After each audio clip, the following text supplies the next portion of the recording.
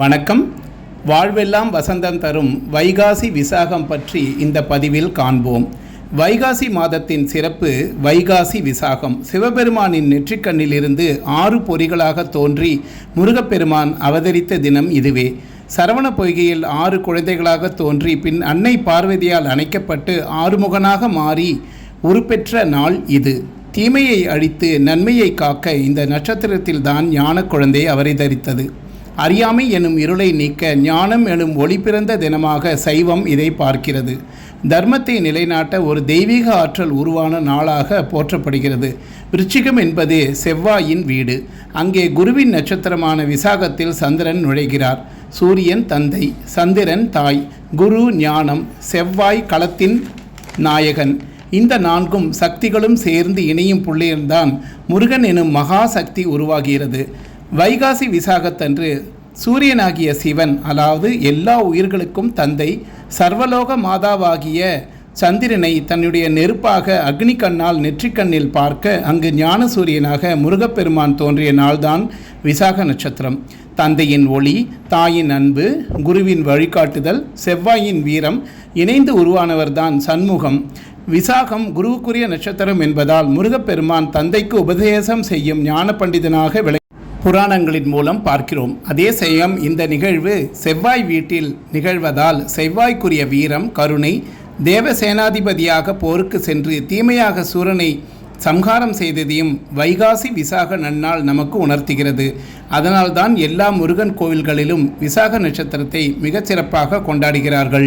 அன்று விரதம் இருக்கிறார்கள். எல்லா முருகன் கோவில்களிலும் சிவன் முருகன் சன்னதிகளிலும் விசாக பெருவிழா மிகச்சிறப்பாக நடைபெறும். சிறிய ஊர்களில் உள்ள முருகப்பெருமான் ஆலயங்களில் கூட மக்கள் பால்குடம், காவடி எடுத்தல் முதலிய நேர்த்தி கடன்களை விரதம் இருந்து செலுத்துவார்கள். முருகனின் மலை கோவில்கள் மற்றும் அறுபடை வீடுகளில் இந்த உற்சவம் மிகச்சிறப்பாக நடைபெறும். தமிழகத்தை தாண்டி வட மாநிலங்களில் மற்றும் வெளிநாடுகளில் உள்ள முருகன் கோவில்களிலும் வைகாசி விசாக திருவிழாவை கொண்டாடுவார்கள். வைகாசி விசாகத்தன்று பெரும்பாலான முருகன் கோவில்களில் வள்ளி கல்யாணம் நடைபெறும். மேலும் கோடைக்காலம் என்பதால் முருகனுக்கு வெப்பத்தை தணிக்க தாராபிஷேகம், சிலைக்கு மேல் பாத்திரத்தில் நீர் சொட்டுவது போல செய்யப்படுவதை காண்பதே ஒரு பரவசம். திருச்செந்தூர் செந்திலாண்டவர் கோவிலில் வைகாசி விசாகம் என்பது வருடத்தின் மிக முக்கியமான திருவிழாக்களில் ஒன்று.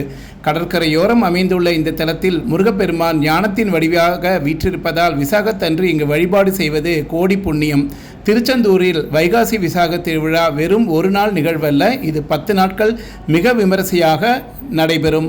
இது பிரம்மோற்சவமாகவும் வசந்தோற்சவமாகவும் நடைபெறுகிறது. திருவிழா நாட்களில் தினமும் சுவாமிக்கும் அம்பாளுக்கும் பல்வேறு வாகனங்களில் வீதி உலா நடைபெறும். வைகாசி விசாகத்தன்று காலை 1 மணிக்கே நடை திறக்கப்படுகிறது. மூலவருக்கு சிறப்பு அபிஷேகம் மற்றும் ஆராதனைகள் நடைபெறும். பல்லாயிரக்கணக்கான பக்தர்கள் காவடி எடுத்து அலகு குத்தி நேர்த்தி கடன் செலுத்துவர். விசாகத்தன்று அதிகாலையிலேயே பக்தர்கள் திருச்செந்தூர் நாழிக்கிணறு மற்றும் கடலில் புனித நீராடுவார்கள். கடல் அலைகளின் ஓசை ஓம் என்றும் பிரணவ மந்திரத்தை ஒலிப்பதாக கருதப்படும் இந்த தலத்தில் விசாகத்தன்று நீராடுவது பாவங்களை நீக்கி மன தூய்மை தரும். வைகாசி மாதத்தின் வெயிலை தணிக்கும் விதமாக முருகப்பெருமானுக்கு வசந்த உற்சவம் நடைபெறும்.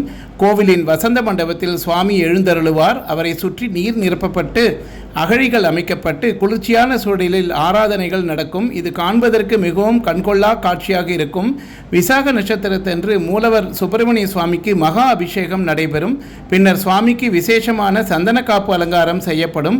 முருகனின் திருமுகம் இந்த சந்தனக்காப்பில் ஜொலிப்பதை காண லட்சக்கணக்கான பக்தர்கள் வரிசையில் காத்திருப்பார்கள். திருவிழாவின் முக்கிய நிகழ்வாக சண்முகர் முத்துக்குமார சுவாமி வள்ளி தெய்வானியுடன் சப்பரத்தில் எழுந்தருளி 4 ரத வீதிகளிலும் உலா வருவார். அப்போது பக்தர்கள் அங்க பிரதட்சணம் செய்தும் காவடி எடுத்தும் தங்கள் நேர்த்தி கடனை செலுத்துவார்கள்.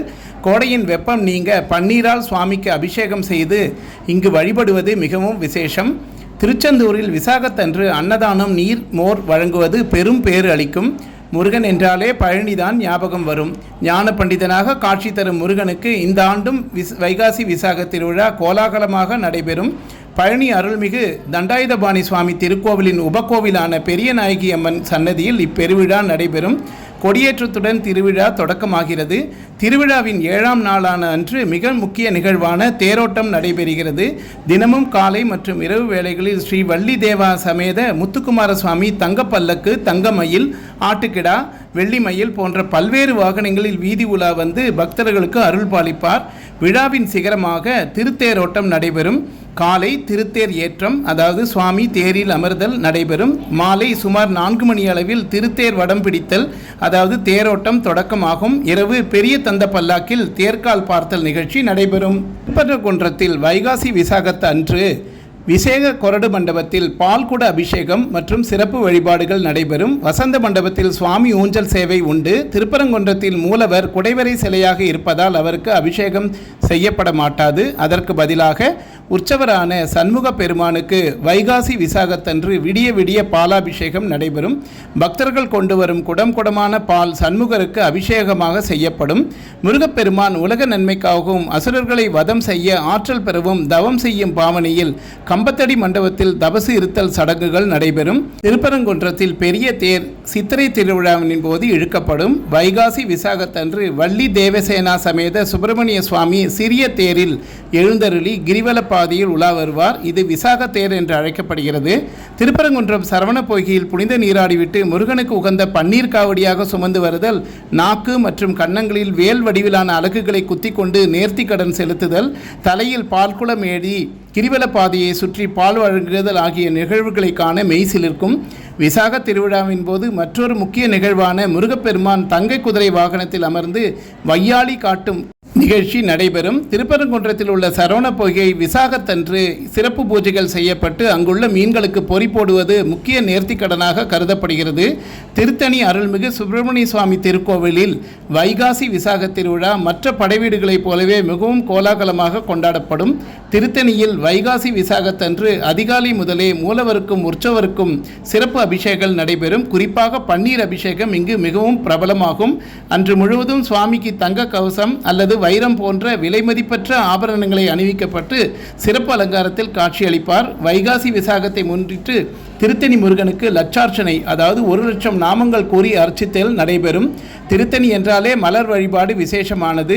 விசாகத்தன்று டன் கணக்கிலான வண்ண மலர்கள் முருகப்பெருமானுக்கு அபிஷேகம் செய்யப்படும்.